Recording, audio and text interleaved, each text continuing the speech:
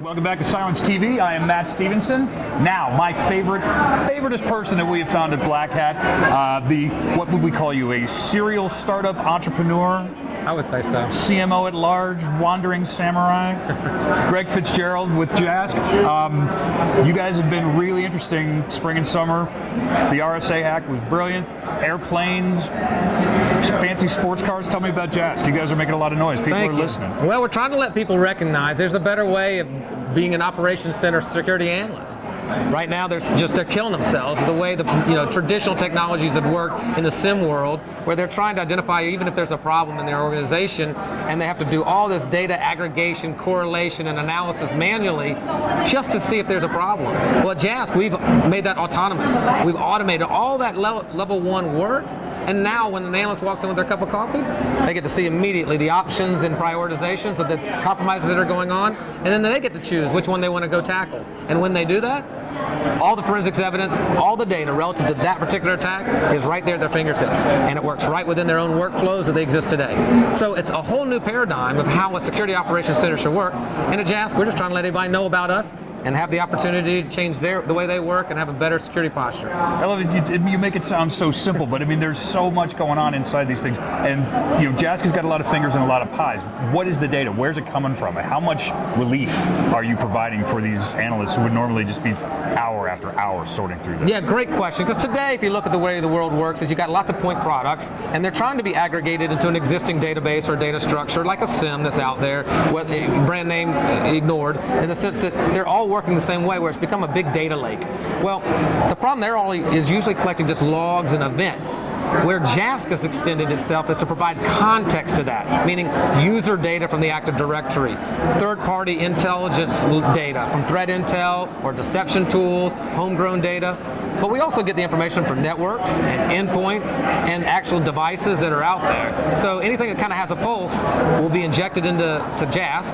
Then we kind of simplify that data, put it up into the Amazon cloud, which we're cloud-based, do some magic of the AI ML decision making, and then enable that to be these insights. We call them JASK Insights, which allow the human analyst to then take action. So walk me through, an event happens, something happens on a machine in a network, now you have this node, this piece of data. How do we decide, one, is it worthy of the analyst's time, then what, next steps? What happens after this event? What's unique about JASK is that we are tying and linking together both known alerts and unknown data, and it's that linkage that makes the value proposition of what is happening to that one particular alert become more in view organizationally as to whether it's a real problem, a small problem, or actually not a problem at all, because again, the analyst can look at it and say, in that particular example, if there was a movement, lateral movement that's been identified, he or she may say, well, that's actually within a maintenance window, that's our IT guy doing that work, I don't actually need to worry about that problem. In the case where that same alert is showing some lateral movement and it's outside a window, JASK is able to aggregate data and go, wait a minute, that is coming from a computer in the finance department that should not be touched. That certainly means further investigation, and we need to take incident response or immediate corrective action. Now, is this something where if I'm a SOC analyst, I should be nervous because the machines are coming to take my job? No, that's a great statement. We believe fundamentally that machines should do what they do best, which is crunching data and being able to make connections that humans physically can't see, and allowing the humans to take that data with a structured way of looking at it in a very simple way and make the subjective decisions as to what happens. So from our perspective, we're enhancing, or we have our tagline, freeing the human analyst to go do what they do best to protect the organization. Yeah, it feels like you're kind of opening people up to think. Instead of just compiling and piling, now they can actually get a little creative, offer their expertise from their experience. They can. It's great. Like, we love working with Cylance because it's a fantastic next generation antivirus, but it's doing something that, again, the human analyst is able to know immediately that the compromise or the malware that's being placed has already been identified in quarantine, not allowed to run.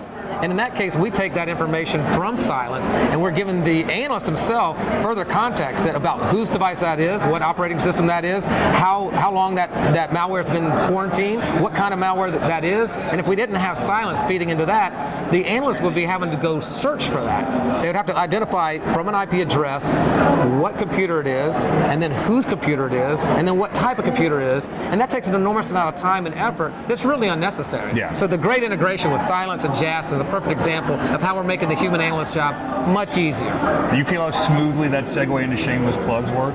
Now, I'd love to say that it is just Cylance and JASK that is doing this stuff, but you guys do play well with others. We do. And the idea is that we're an open platform. So that's really one of the magic and differentiations from any other SIM technology out there, is that, one, we're open in the sense that we're not working off of any proprietary database. It's an open, elastic, elk stack type database. It's Amazon Web Services, so it's the same type of data structure that people are used to today.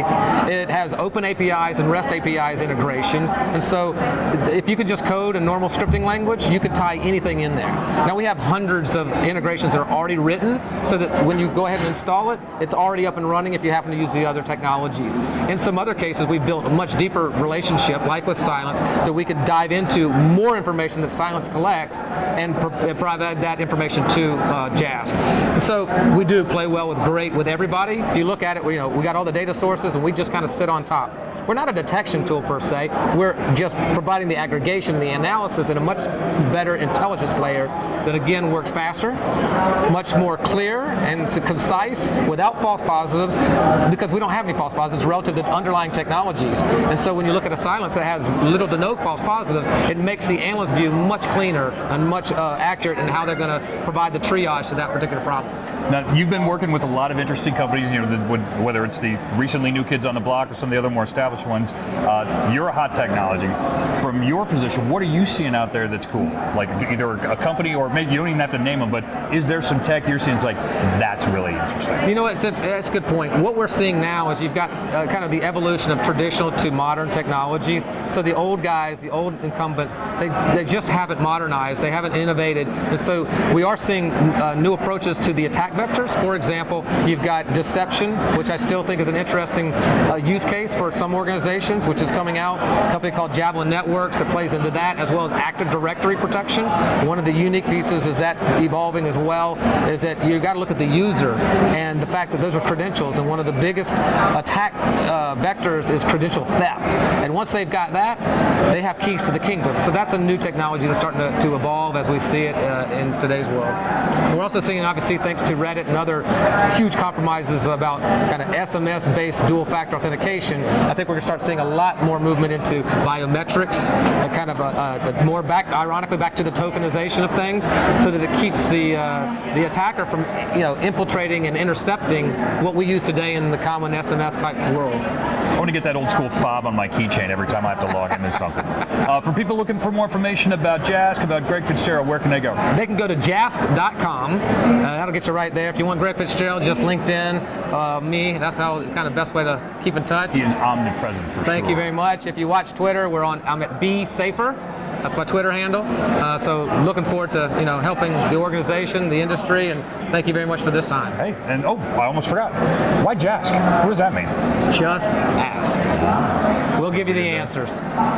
So if I can't get the answers, we're going to find the people that can. You can always find us at threatvector.cylance.com. On Twitter, it's at Cylance Inc. and at Cylance Insider. I am Matt Stevenson. You can find me at PacMatt73. See you soon.